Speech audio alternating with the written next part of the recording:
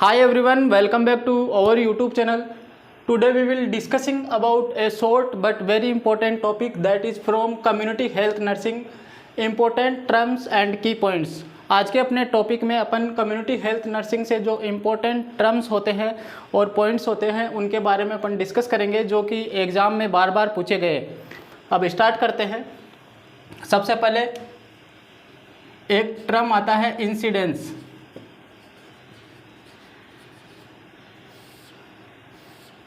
Incidence में क्या होता है, ये न्यू केसेस होते हैं, यानी कि इस इंसिडेंट से आप याद रखें कि new cases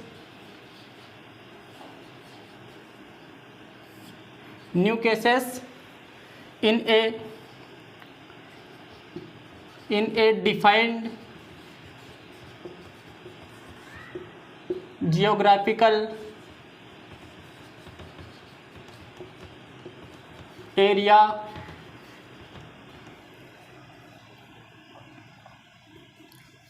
for a duration. किसी एक निश्चित ड्यूरेशन समय पीरियड में, ड्यूरेशन और time period,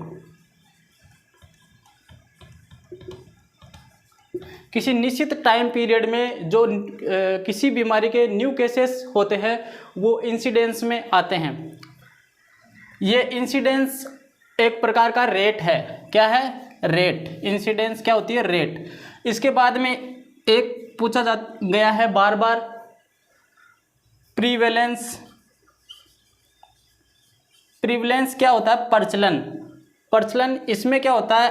total cases. Total कौन कौन से केसेस होते हैं? आपकी जो क्वेश्चन है, आपका क्वेश्चन उसमें दिया होगा ओल्ड और न्यू केसेस, तो उसमें दोनों प्रकार के केसेस आएंगे, तो वो प्रीवलेंस में गिना जाता है। Total new plus old cases in ए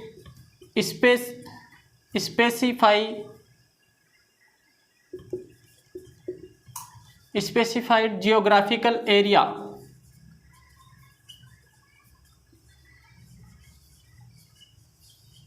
तो एक स्पेसिफाइड जियोग्राफिकल एरिया में एक निश्चित ड्यूरेशन में, इसमें भी क्या होगा?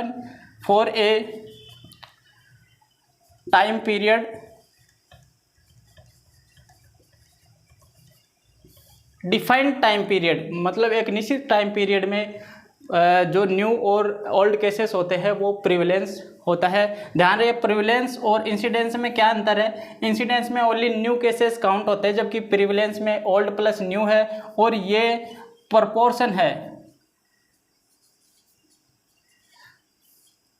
प्रोपोर्शन मतलब एक प्रकार का ये रेशियो है, जबकि प्रोपोर्शन और रेशियो, तो इंसिडेंस रेट है और ये रेशियो है, दोनों में यही अंतर है। इसके बाद में ये दो टर्म हो गए, बहुत ही इंपॉर्टेंट टर्म है।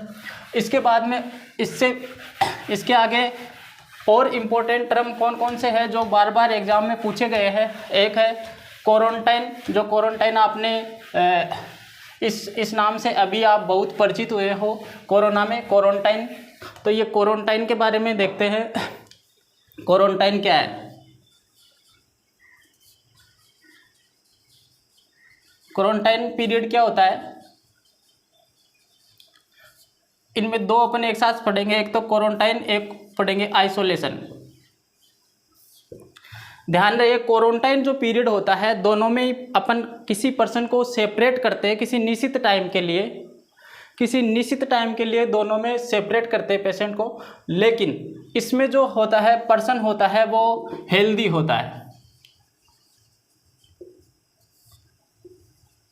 Separation of a person for a time period for a duration. और इसमें क्या होता है? सेपरेशन तो करते हैं, लेकिन ये हेल्दी पर्सन होता है, जबकि ये पर्सन किसी इन्फेक्टेड डिजीज, इन्फेक्शन से या डिजीज से एक्सपोजर हुआ है। किससे हुआ है? एक्सपोजर तो हुआ है, लेकिन वो बीमार नहीं हुआ है, एक्सपोजर हुआ है किसी इन्फेक्शियस एजेंट से।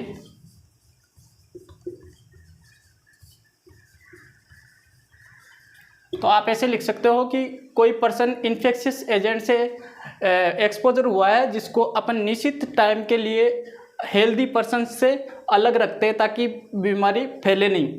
तो इसमें ये हेल्दी होता है लेकिन इसमें इन्फेक्शन होने के चांस रहते हैं, इसलिए इसको अलग रखते हैं। सेपरेशन दोनों में ही अलग करते हैं। तो ये हो गया क्वारंटाइन। और आइसोलेशन में क्या करते हैं, जो पर्सन होता है वो बीमारी से ग्रसित हो जाता है। आइसोलेशन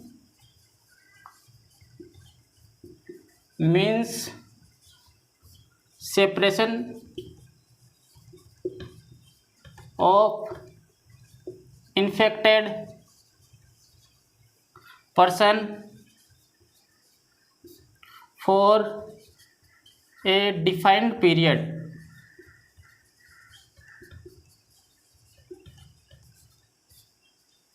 to prevent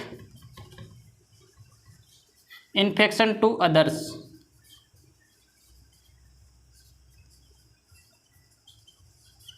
अब दोनों में आपको अंतर समझ में आया होगा, क्योंकि जो क्वारंटाइन है वो हेल्दी पर्सन में जो किसी इन्फेक्शियस एजेंट से एक्सपोजर हुआ है उसको अलग करते ताकि उसमें जो इन्फेक्शियस एजेंट है वो दूसरे को ना फैले।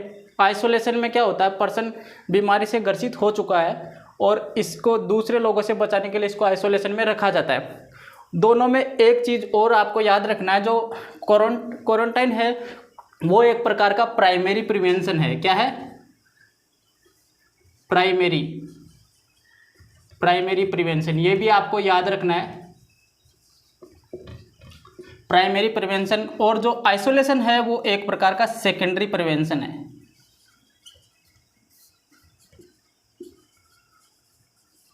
तो मोटे तौर पर अपन दो चीज़, इसमें दो क्वेश्चन बनते हैं दोनों में, कि क्वारंटाइन है वो हेल्दी पर्सन में जो इन्फेक्शियस एजेंट के एक्सपोजर होने के बाद में किया जाता है, और आइसोलेशन होता है वो इन्फेक्श बीमारी से सफर्ड जो पेशेंट होता है उसमें किया जाता है।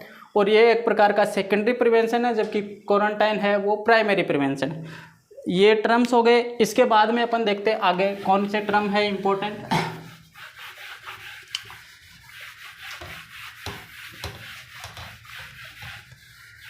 एक चीज और है, सेंसस क्या होता है, ये भी क्वेश्चन पूछा गया है।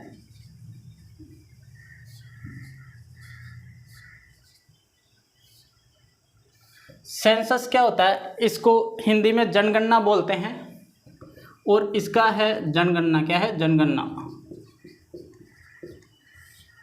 ये एवरी 10 ईयर में की जाती है। ये ऐसा क्वेश्चन आता है, इसका ड्यूरेशन पूछते हैं 10 year. Population counting in every 10 year, इसका जो पीरियड है ये पूछते हैं 10 ईयर्स। ओके, इसके बाद में सेंसस हो गया। उसके बाद में आगे देखते हैं क्या है, 4 टर्म है, ये बहुत इम्पोर्टेंट है। इसमें एक तो होता है एंडेमिक,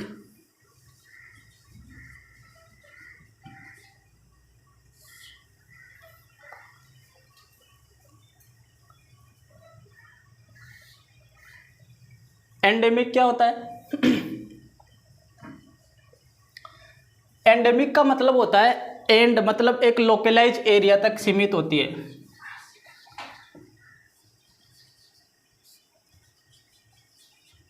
कोई बीमारी, कोई डिजीज जो एक लोकलाइज एरिया तक सीमित होती है उसको बोलते हैं एंडेमिक। एंड से याद रखना, ठीक है। उसके बाद में एक होता है एपिडेमिक। इसमें आपको एक निश्चित वर्ड मिलेगा, outbreak. Outbreak of any disease from a geographical area to other geographical area. एक जियोग्राफिकल एरिया से दूसरे जियोग्राफिकल एरिया में जो डिजीज होती है उसको एपिडेमिक बोलते हैं। Outbreak of a disease from a geographical area to other. फिर आता है पेंडेमिक।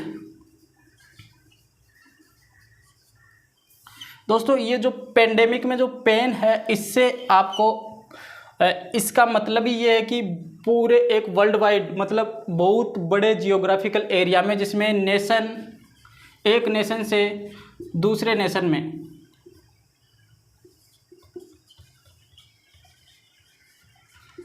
World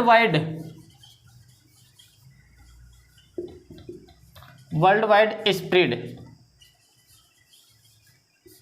of disease.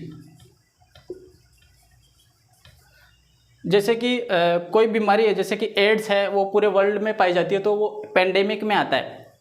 इसका एग्जांपल देख सकते हैं अपन, वर्ल्ड वाइड। इसके बाद में एक होता है स्पोरेडिक।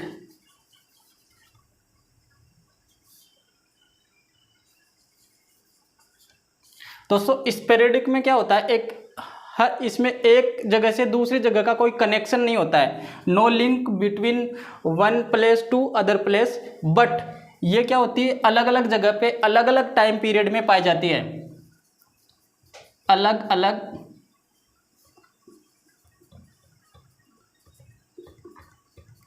अलग जगह पे और अलग अलग टाइम पीरियड। दो जगह से कोई इसका रिलेशन नहीं होता। इसका बेस्ट एग्जांपल है टेटनस।